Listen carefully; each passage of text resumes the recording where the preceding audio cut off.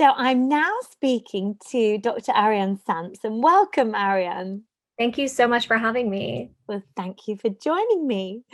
I'm just going to move on to your questions now. So, what demographics of patients do you treat? So, as an orthodontist, I split my time between the NHS and private. And overall, I see mostly children under the age of 18, but about 15% of my patients are adult orthodontic patients. Okay. And what challenges do you face related to implementing best practice for oral hygiene with these demographics with regards to orthodontic patients? I think it's a struggle for a lot of people, particularly the younger patients, to maintain good oral hygiene when they've got a fixed brace on. And then with the hustle and bustle of going to school for them or going to work for the adults, it's very easy to forget a brushing in the morning or a brushing at night or a brushing after lunch and things like that. So it's really, really important for me to hammer home the importance of making sure you keep that oral hygiene routine 3 times a day. So that's been a little bit of a struggle, particularly when people's routines have kind of been thrown out the window with the pandemic, particularly for kids if they were learning from home and things like that, and for adults who are working from home. So trying to reinforce the importance of the routine, reinforce the importance of oral hygiene, that's been one of the biggest challenges. I think for kids also, people know that they want to brush for 2 minutes each time. When they actually brush, it's never for 2 minutes. They think, oh, I've been brushing for 5 minutes and it's been 25 seconds. So there's that also, that I'm trying to make sure that people are brushing for the full amount of time. And I very regularly go through specific parts of the brace where often people miss. So for me, as far as I see with a fixed brace, it's often across the gingival margin, so between the wire and between the gum, that a lot of people are missing. Yeah. And how does BioMin fit into this? Where I mentioned that a lot of people are missing when they're brushing, so at the gum margin, that's often where we see a lot of areas of demineralization. And that is a really awful risk of orthodontic treatment. You come out with beautiful straight teeth. It's just not worth it if you're going to have these areas of demineralization on the fronts of the teeth. So that's why it's really, really important to make sure we minimize those risks as much as possible. And one of the ways that we reduce the risk of demineralization is by promoting a toothpaste like BioMin that's really good for the remineralization, for reducing the risk of the white spot lesions after a debond of the brace. If we reduce that risk, not only do we debond the brace with a nicer result without the white spot lesions, but we also don't have to take the braces off early.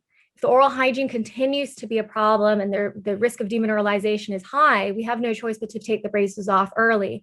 And I'd rather avoid that, particularly in orthodontic cases where we've had to take teeth out. So for those two reasons, using a toothpaste that's remineralizing, like BioMin, is really, really useful for us to make sure that we provide the best quality results in the healthiest possible way for orthodontic patients. Yeah, thank you. And regarding white spot lesions and sensitivity, how and why should clinicians integrate a remineralizing protocol such as BioMin into their practice?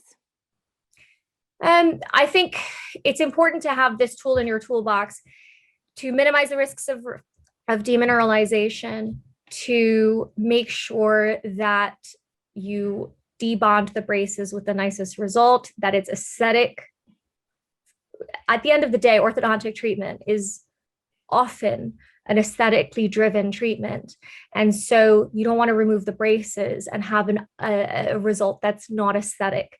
So demineralization is a part of that. So we want to make sure that we take the braces off with the nicest looking result, plus with the healthiest result. We've left the teeth in a straighter way, but also in a healthy way.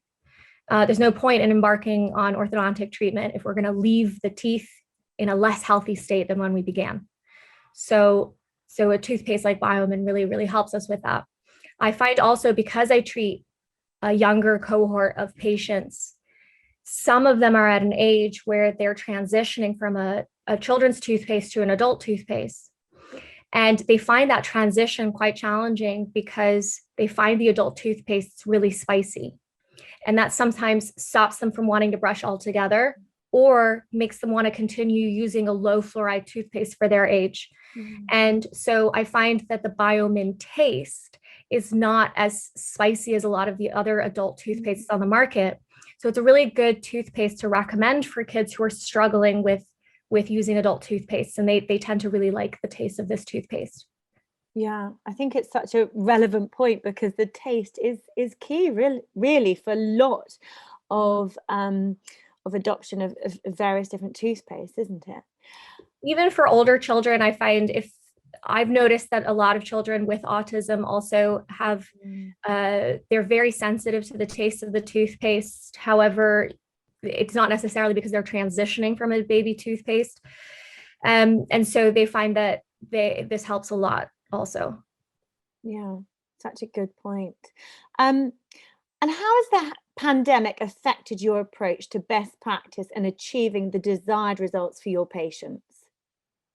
The pandemic has meant that there was obviously the very long initial interval when we had to shut down our clinics in March 2020.